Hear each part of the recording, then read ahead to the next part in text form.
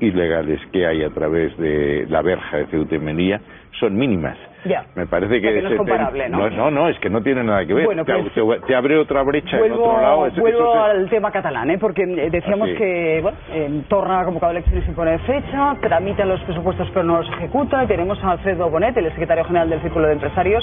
Queremos preguntarle, muy buenos días. Madrid genera ahora mismo más del 35% del empleo en España y por primera vez supera a Cataluña en PIB, en crecimiento económico. No sé cómo valora usted estos 20 meses de gobierno de Torra y la situación económica. Bueno, buenos días a todos. Muchas gracias por invitarme. Sí, efectivamente, la actividad económica está muy relacionada con la certidumbre o con la incertidumbre. Es decir, la estabilidad regulatoria y la perspectiva de estabilidad y las expectativas influyen mucho en el desarrollo de los negocios y en la actividad empresarial, y tiene cierto sentido que en una zona en la que la inestabilidad es mayor, pues el desarrollo de los negocios se produzca de manera más lenta. Por lo menos se salvan los presupuestos, son los primeros que aprueba el gobierno catalán desde el año 2017. La Generalitat prevé gastar un 13% más que en el 17 precisamente y revertir los recortes. ¿Eso considera usted que es una buena noticia, que Cataluña necesita esos presupuestos que no sabemos si se van a ejecutar?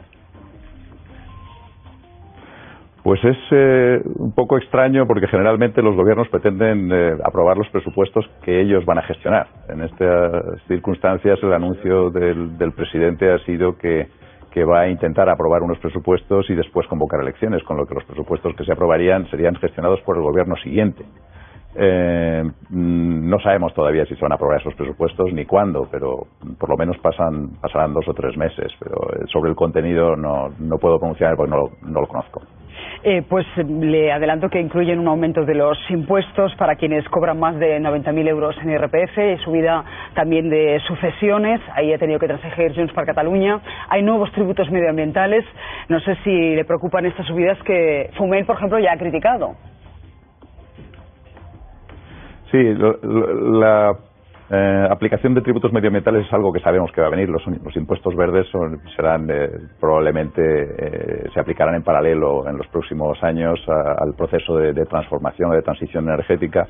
Se aplicará tanto a nivel nacional como a nivel autonómico. Pero efectivamente lo que nos preocupa especialmente es el aumento de los impuestos sobre las empresas.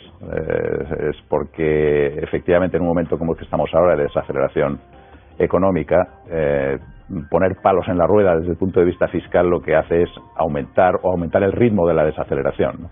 Con lo que no nos parece que esto sea el momento más adecuado. Y luego además entendemos que eso sea una condición necesaria para tratar de equilibrar las cuentas en un momento en que las cuentas públicas, tanto autonómicas como a nivel nacional, pues están en una situación complicada, porque tenemos que seguir reduciendo el elevado nivel de déficit que tenemos y de deuda pública.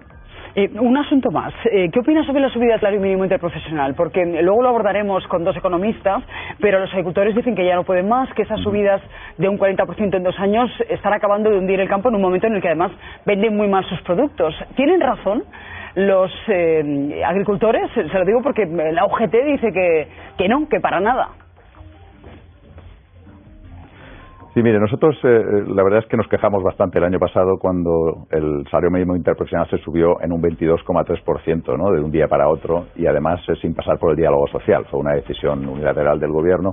Un aumento del 22% del salario mínimo es difícil de absorber, porque puede producir que sobre todo en los niveles de menor cualificación del mercado de trabajo, jóvenes o incluso determinadas actividades de escaso valor añadido, como podría ser la agricultura, como podría ser la limpieza, la asistencia a la dependencia, que hay bastantes trabajadores que se encuentran en esos niveles. Esto puede dar lugar a un aumento del desempleo o incluso a un paso de algunos de ellos a la economía sumergida.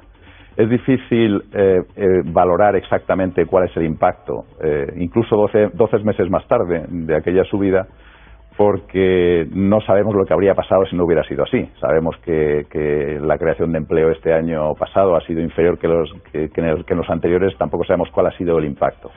Pero efectivamente el aumento de este año, del 5,5% del salario mínimo, es, digamos, más razonable, pero es que se acumula al del 22,3% del año pasado, y es cierto que en algunas regiones españolas el coste de la vida o el poder adquisitivo es bastante inferior al de la media. Es decir, En Madrid, con 950 euros al mes, pues a lo mejor no es fácil llegar a fin de mes, pero en algún pueblo de alguna región española de menor poder adquisitivo lo es.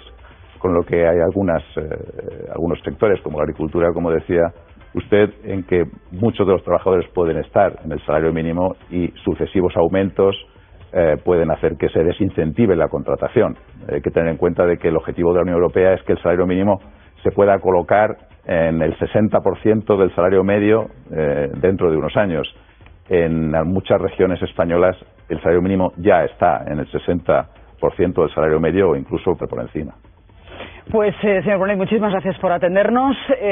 Vamos a ver qué pasa también con el Brexit. Decíamos que mañana se pone en marcha y luego con los economistas abordaremos más tranquilamente el conflicto del campo, que ahora mismo se está revelando. Hay nuevas protestas previstas para hoy en Jaén. Ayer fueron en Extremadura. Pero tenemos nuevos datos sobre el coronavirus. Se evalúa en Málaga un posible caso de contagio. Estamos a la espera de ver